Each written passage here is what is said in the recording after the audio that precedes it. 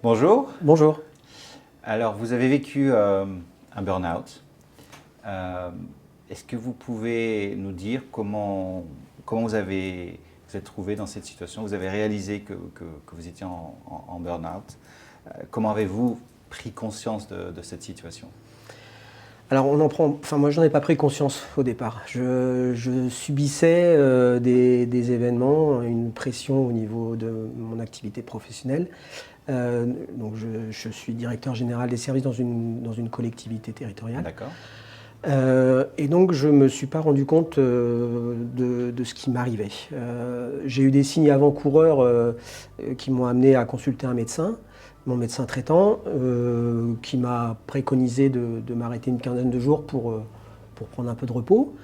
Mais je ne me rendais pas compte qu'en fait je perdais de la patience, je me rendais plus compte que j'avais plus autant d'attention, que les réponses que je pouvais formuler n'étaient pas en cohérence avec l'attente de la part de mon supérieur hiérarchique. Donc j'étais dans une phase d'incompréhension, de fatigue intellectuelle, fatigue physique aussi. Je n'arrivais plus à avoir un sommeil serein. Donc, vous l'identifiez sur une période, sur combien de périodes? Une période de combien de Alors je pense que ça sur environ 5-6 mois, sur l'année 2020, au moment de la crise sanitaire. La présidente de la communauté de communes est venue me voir à mon bureau et m'a dit monsieur, je prends rendez-vous pour vous auprès du médecin du travail parce que je sens que vous n'allez pas bien. Complètement là, je réagissais plus à rien. Et donc c'est à partir de ce moment-là que j'ai été mis en arrêt, qu'il a été diagnostiqué, que j'étais victime d'un burn-out. J'avais un sentiment un peu d'échec. Je me sentais en échec. C'est ce que j'avais indiqué un jour à la présidente, c'est que je n'arrivais plus à assumer mes missions. Voilà, je pleurais toute une réunion pour rien dans mon coin parce que je sentais que ça n'allait pas, quoi. Donc, voilà.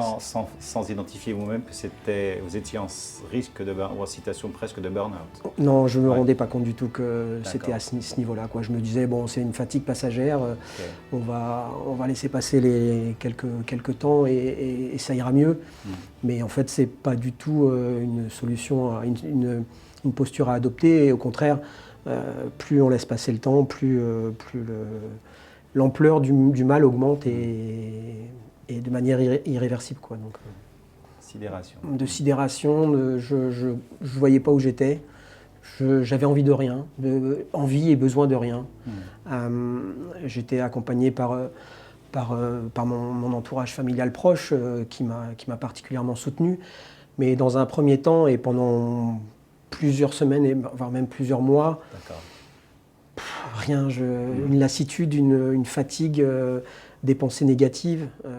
Alors comment avez-vous trouvé justement la force pour rebondir, pour arriver à vous en sortir? Alors déjà c'est évidemment mes proches qui étaient là pour me motiver et me hisser. Et puis j'ai bénéficié aussi d'un dispositif que votre structure a mis en place à mon égard. Donc j'ai tout de suite eu une écoute particulièrement attentive et bienveillante de vos équipes.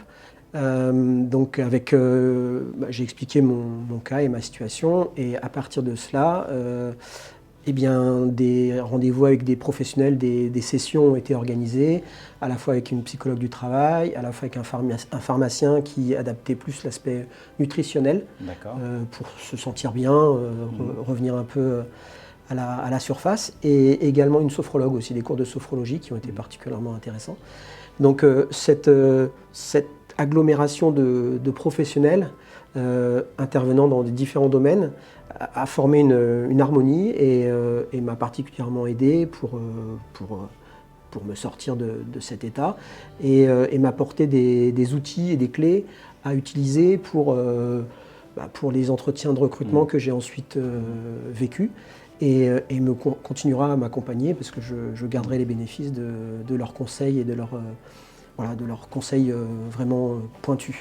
j'ai tout de suite accepté la main qui m'était tendue. D'accord. Je l'ai bien agrippée, elle était bien ferme et elle m'a aidé, voilà, encore une fois, à me hisser et à me refaire ma santé. Donc j'ai vraiment, je ne me voyais pas refuser une telle proposition, une telle bienveillance et un tel accompagnement pour que j'aille mieux, quoi. Il faut justement ne pas rester seul et recevoir les bienfaits de professionnels pour se faire accompagner et s'en sortir, quoi. Donc je pense important de témoigner de ce qui m'est arrivé parce que c'est une épreuve de ma vie qui a duré 2 ans et demi.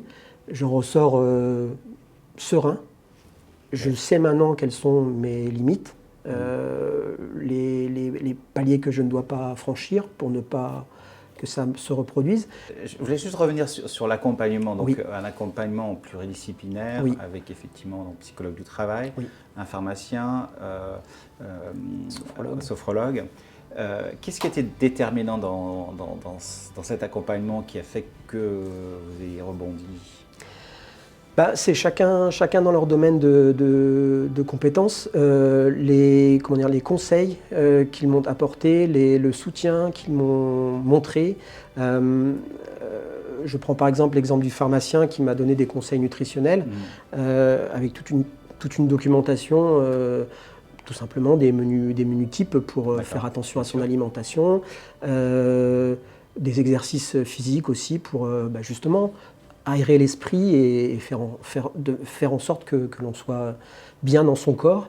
La sophrologue, c'était plus sur le lâcher-prise, la décontraction, se sentir un peu moins stressé et moins tendu. Et la psychologue du travail, c'était plus des conseils en termes d'organisation, de fonctionnement, de management, etc. Donc c'est vraiment tous ces témoignages et tous ces conseils de méthodologie et chacun dans leur domaine qui, agrégés les uns avec les autres, ont fait que c'est pour moi un accompagnement particulièrement réussi. Et la preuve, je m'en sors et je suis recruté dans un nouveau poste dans les jours à venir. Super. Ouais, tout à fait. Depuis quelques années, on voit que le nombre de cas augmente. C'est effectivement, il faut sortir du déni, comme vous dites, parce que c'est ça, de rester renfermé sur soi-même et de nier l'évidence, on se détruit encore plus. Et on ne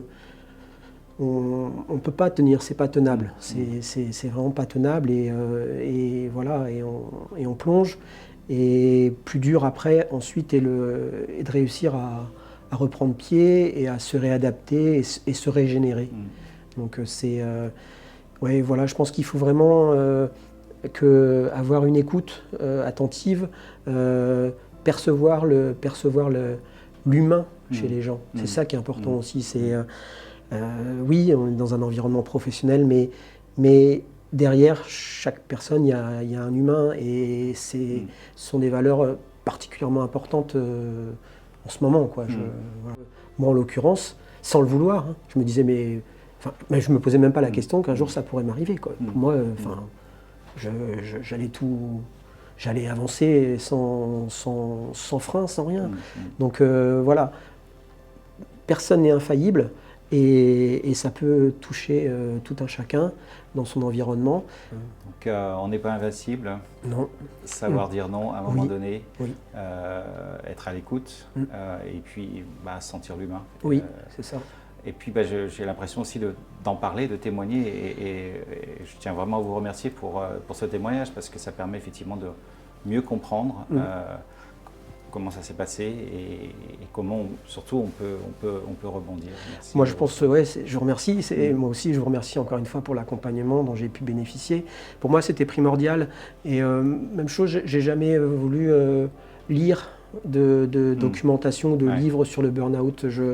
Bon, déjà, je ne m'en sentais pas la capacité intellectuelle, j'étais lessivé, si je mets des guillemets, mais donc je n'avais pas envie de lire un livre.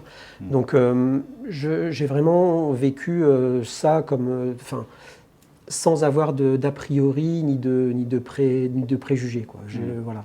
Et oui, je pense que le témoignage est particulièrement important enfin, pour moi, ça faisait partie de ma guérison et du fait que j'aille mieux. Donc si ça peut bénéficier à d'autres, j'en serais particulièrement heureux. Merci à vous. Merci à vous encore une fois.